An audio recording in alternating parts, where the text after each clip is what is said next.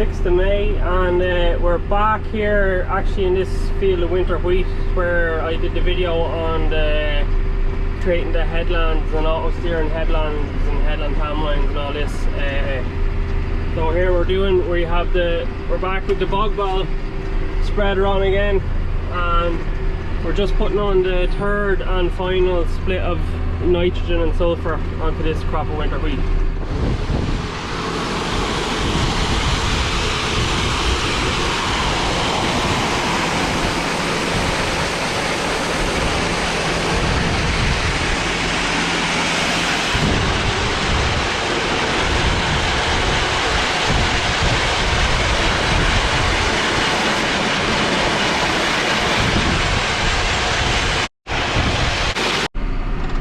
Really happy with how the RTK has, I know it promises 1 inch accuracy and that's just accepted that, you will get that, but it's just, you'd be a little bit nervous all the time when you go and spend the money on it, that for some reason it won't just work out. But this is absolutely perfect. I'm auto steering here. I didn't make any adjustments since it came into the field. Just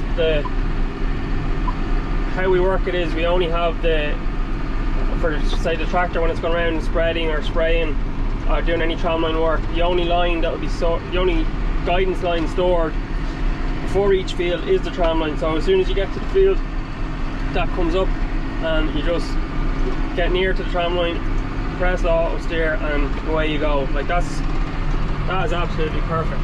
Beautiful. Look, that's just lovely. That is just beautiful crop there. Actually, with the weather being so cold this spring, I think there's an amazing difference when you get down the hill here. I think it's a lot more sheltered.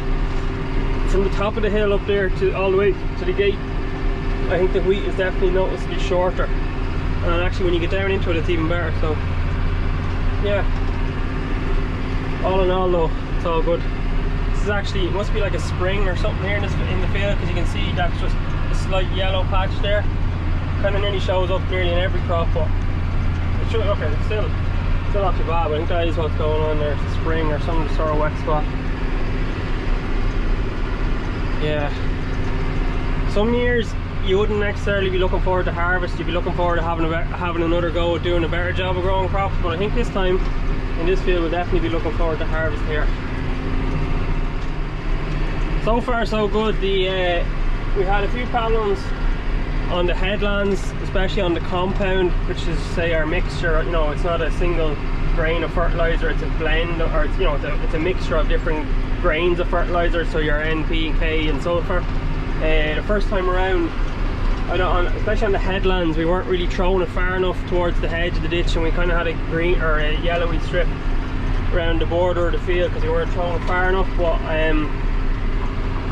I think as soon as we've moved on, we probably just were dropping the revs too low for the headland, and a combination of that, and we probably had the top link a little bit too long.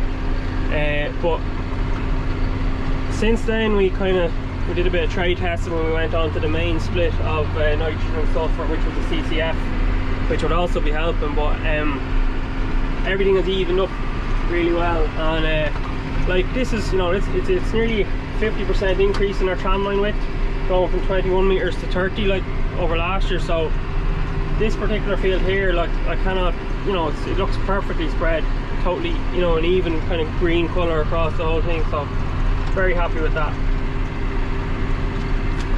So here we are coming up to the headland. The other thing I think I was doing first time around, which I've stopped, is traditionally I always liked to just drive on the foot throttle when I was spreading fertilizer and let the revs way down, and turn slowly. But when you're on 30 meters, it's just it's not really a good job. Excuse me, now I'll just hit my auto steer resume, and we are back going again. No hands, which is nice. And again, perfectly in the tram line, so that's nice. Yeah, so the first time around, yeah, I was dropping the revs on the headland just because it's what I always did with the Lely, you know what I mean? It was just, this is going back, well, I used to start, first tractors I started spreading fertilizer with were probably 7610 Super Q Ford, and then moved on to a Fiat 11090. So it was all just your typical normal clutches, like, so you couldn't just you know, put your foot in the clutch to slow yourself down a bit, the headland, or you'd be doing a lot of harm to your clutch. So you know, it was always just kind of let the revs off, slow down into the turn. But I think with this, because we're throwing it so far, and it's, you know, it's just any drop in revs or of the discs, it's going to show up in the crop. So now we just leave it on the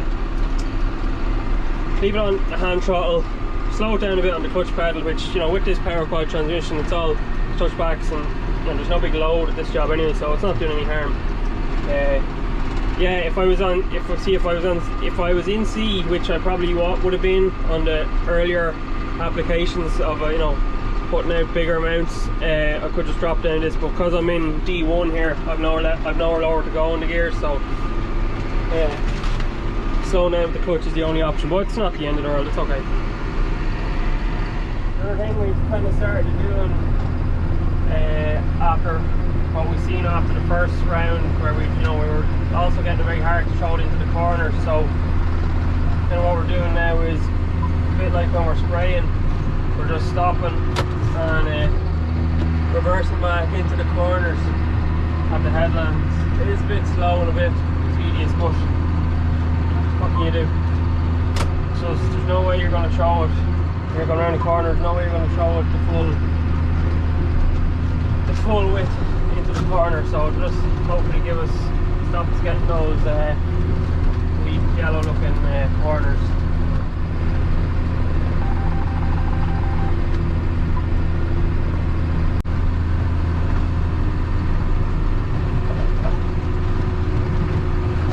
So the around here, so we press stop, turn off the PTO, wait for the PTO to stop spinning fully. Go to our headland setting and go. When this RPM gets to 0, we'll go.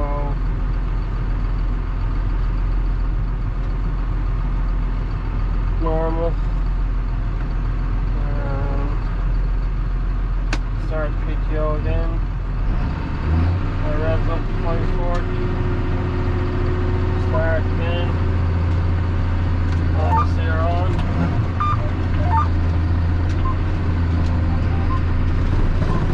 And away we go.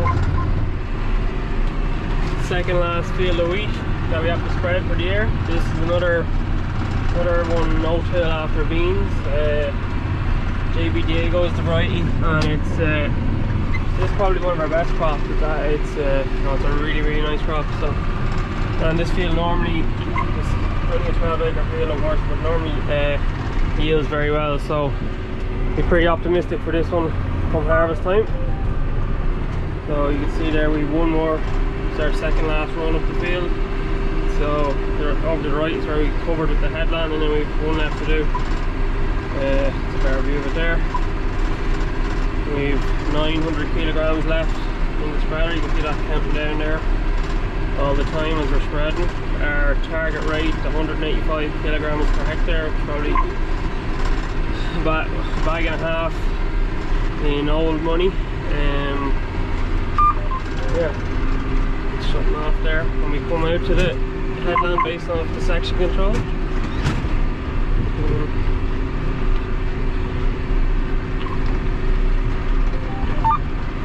There we go again, it's open up again.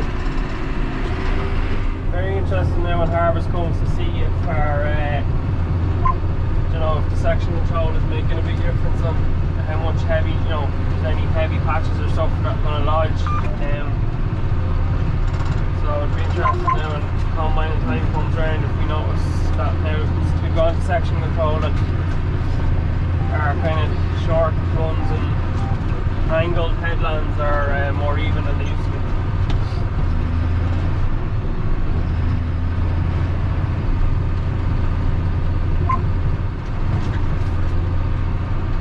And that's it, all done. In all likelihood the last bit of fertiliser will spread on any of our crops for 2021. So we normally just use the trail spreader Brado for doing the silage ground kind of for the rest of the year, so we'll probably wash this and oil it up and put it away until next year.